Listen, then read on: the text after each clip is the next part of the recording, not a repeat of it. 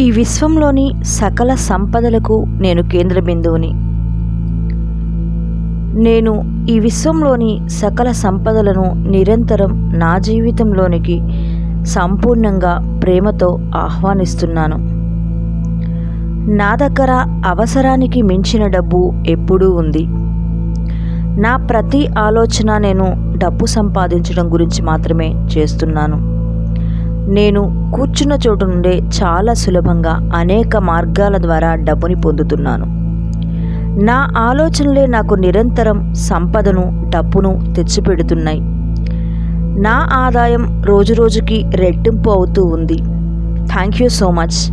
ఈ అఫర్మేషన్స్ని 21 డేస్ పాటు ప్రతిరోజు కూడా చేయడం వల్ల డబ్బుకు సంబంధించినటువంటి అవకాశాలన్నీ మిమ్మల్ని వెతుక్కుంటూ వస్తాయి.